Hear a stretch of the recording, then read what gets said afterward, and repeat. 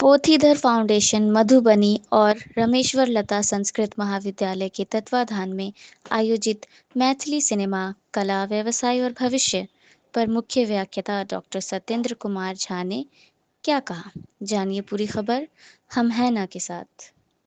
आज मैथिली सिनेमा पर, कला पर और उसके भविष्य पर और साथ ही उससे कुछ अर्न हो पाए, तो इसके बारे में बताइए कि ये विचार कहाँ से आया कि चलिए आज हम कुछ प्रोग्राम करते हैं।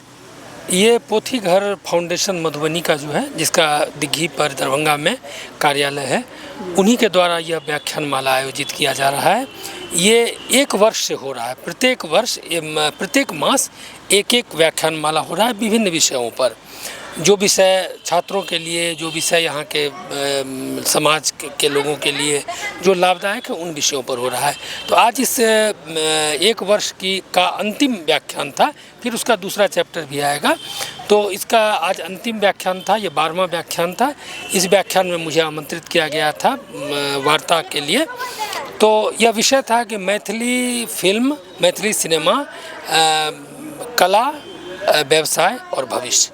तो इस पर मैंने 1 सवा घंटे का मैंने व्याख्यान दिया। जैसा कि आपने व्याख्या किया, मतलब क्या लगा कि मैथिली जो फिल्म है उसका भविष्य क्या लग रहा है आपको? देखिए, मैथिली में जिस तरह से प्रयोगधर्मी फिल्में बन रही हैं और मैथिली फिल्म को जिस तरह से अंतर्राष्ट्रीय और राष्ट्रीय स्तर पर पहचान प्राप्त हो रहा है, तो मुझे इसका भविष्य जो है सो उज्जवल लग रहा है। क्योंकि आज मैथिली फिल्म को अपना कैरियर बनाने के लिए कई युवा, चाहे वो मधुबनी जिला के हों, दरभंगा जिला के हों, ये लोग अपना समर्पित भाव से, जिसको कहते हैं समर्पित भाव से, इस दिशा में प्रयासरत हैं। तो निश्चित रूप से उनका जो डेडिकेशन है, उनका जो विचार है, उनका जो थॉट प्रोसेस है, या उनका फिल्म का जो ग्रामर है, उसकी जो समझदारी है, वो पहले के लोगों से अधिक है। और इसीलिए मुझे लगता है कि इसका भविष्य जरूर अच्छा है। भविष्य अच्छा है, लेकिन अभी देखा जाए तो मिथिला से कोई ऐसा बड़ा कलाकार अभी तक नहीं आ पाया जो काफ़ी ऊंचे लेवल पे जा सके। इसका कारण यह है कि मैथिली फिल्म अभी व्यावसायिक स्तर पर, उस स्तर पर नहीं पहुंचा है। जब मैथिली सिनेमा से रोजगार का सृजन होने लगेगा, जब मैथिली सिनेमा जितना लागत है उससे अधिक कमाने लगेगा, तो निश्चित रूप से एक स्टार का जो है ना सिस्टम बनेगा। वैसे एक बात मैं कह देता हूँ कि मैथिली सिनेमा में चूँकि अभी स्टारडम नहीं है, मैथिली सिनेमा में कोई उस तरह का कलाकार नहीं उभरा है जैसे हिंदी या अन्य क्षेत्रीय भाषाओं में, तो यह अभी मैथिली सिनेमा के लिए अच्छी बात है कि यहाँ कंटेंट को स्टार बनने की संभावना है। कंटेंट स्टार बनेगा, बहुत सारी फिल्में बनेंगी, तो धीरे धीरे आपको स्टार का फेस वैल्यू भी हो जाएगा। सर, अभी तो यहाँ पे फिल्म बारात, दिलदारू दरभंगा, इससे पहले रजनी की बारात, जंक्शन हॉल, तो मैथिली मखाना, ऐसे अनेकों फिल्म बने। लेकिन आपको नहीं लगता कि हाँ, मिथिला के पास इनका जो फिल्म सिटी वो भी होना चाहिए मिथिला के पास? निश्चित रूप से सबों को ये आशा है, सब कलाकार को आशा है। तो आप लोग इस पे काम कर रहे हैं? अब हम लोग जहाँ जिस प्लेटफॉर्म पर होता है उस प्लेटफॉर्म पर तो अपनी बात कहते हैं। चूँकि मिथिला में क्या है, खासकर दरभंगा में आपको बहुत सारे लोकेशन हैं, अनटच्ड लोकेशन है, जिसका अभी दोहन नहीं हुआ है, जिस पर अभी शूटिंग नहीं हुई है, ठीक है। तो उस बने बहुत सारे लोकेशन हैं, और हमको लगता है कि अगर कोई आदमी स्टार्ट टू फिनिश अगर फिल्म बनाए, न सिर्फ मैथिली बल्कि हिंदी और क्षेत्रीय भाषाओं में या और भाषाओं में बनाए, तो उसके लिए कंप्लीट लोकेशन आपको दरभंगा में है। लोकेशन सही है, लेकिन अभी फिल्मों में हम देखें तो एक लड़का हो गया, एक लड़की हो गया, किसी तरह उसको हासिल करना है। मतलब जो फिल्म का होना चाहिए वो नहीं है, मतलब उसको अलग ही लेवल पे लेके चला गया है फिल्म को अभी के समय में।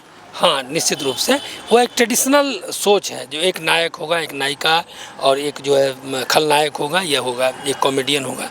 लेकिन अभी के जो वर्तमान युवा हैं, ये अभी के वर्तमान युवा इस सोच से थोड़ा अलग सोचते हैं। अभी अचल मिश्रा की गामक घर आई, धुइन आया, पार्थ सौरभ का पोखर के दोनों पार, या अभी बजरंगी बनी है, या फिर अभी फैटमैन बनी है प्रशांत नागेंद्र की, या फिर अभी सुभाष झा का विश्व अमृत बना है। इसका आप कंटेंट देखिएगा ना, तो आपको लगेगा कि समथिंग डिफरेंट। और यही डिफरेंस जो है ना, यही मैथिली सिनेमा को हाइट दे रहा है। आपको पता ही है, आप पत्रकार हैं, आपको पता है कि गामक घर ने कितनी लंबी छलांग लगाई है गामक घर फिल्म के क्षेत्र में। अगर गामक घर की बात करें तो वो उसमें कुछ म्यूजिक वगैरह अमेरिका से बना था और कोई बॉलीवुड फिल्म के जो कैमरामैन थे वो लोग आए थे, वो तो काफ़ी ऊंच लेवल पर आया। लेकिन अभी हम आपसे जानना चाहेंगे, इससे पहले रजनी की बारात हुई थी, उसमें भी आप काम किए, वो कब तक आ जाएगा और उसका आपको कैसा लग रहा है कि उसका जो भी जनता देखेंगे कि नहीं देखेंगे, क्या रिस्पॉन्स रहेगा? रजनी की बारात तो प्योर कॉमर्शियल फिल्म है और उसमें काम करके मुझे भी बहुत अच्छा लगा। शिवम ने मुझे उसमें इंट्रोड्यूस कराया, शिवम को भी बहुत बहुत धन्यवाद। और वो फिल्म करने के बाद वो फिल्म कॉमर्शियल है, उसमें स्टार वैल्यू है, उसमें बड़े बड़े स्टार सुनीता रजवार, जरीना बहाव या अश्वथ भट्ट वगैरह काम किए हुए हैं। तो उसका एक मार्केट बनाया है। उसमें अगर मान लीजिए कि मुझे अश्वथ भट्ट के साथ काम करने का अवसर मिला है तो उनके माध्यम से मेरा भी रिकॉग्निशन होगा उसमें। और ये फिल्म अभी पोस्ट प्रोडक्शन में हो रहा है और मुझे लगता है कि जल्दी ही यह किसी सिनेमाघर या OTT में रिलीज होगा। तो जैसे आपको फिल्मों में इतना इंटरेस्ट है तो आपको तो बॉम्बे चला जाना चाहिए, तो आप मिथिला की धरती पे क्या कर रहे हैं? बॉम्बे चला जाएंगे, अब इस उम्र में तो नहीं जा पार लगेगा। दूसरी बात कि अब नौकरी से जुड़े हुए हैं तो किचन का खर्च चलाना भी ज़रूरी है ना, तो किचन के खर्च से निश्चिंत रहेंगे तो आर्ट की तरफ जाएंगे। वैसे मेरी तो इच्छा है, लेकिन निम्न मध्य वर्गीय परिवार से मैं आता हूँ, इसीलिए एक अस्थाई उपार्जन, आमदनी का स्रोत मेरे लिए बहुत आवश्यक था। सर, जैसा कि अभी बिहार सरकार के द्वारा आया कि जो भी बिहार में फिल्में बनेंगी सब्सिडी मिलेगा, और अगर फिल्म वगैरह बनता है, कुछ बड़ा काम होता है तो उसमें सरकार की भी अहम भूमिका होती है। अभी विधानसभा का चुनाव है, आपके अनुसार किसको आना चाहिए और अच्छा कैंडिडेट कौन हो सकता है? देखिए, मैं राजनीतिक व्यक्ति तो नहीं हूँ, इसलिए मैं इस चीज़ से थोड़ा परहेज करूँगा।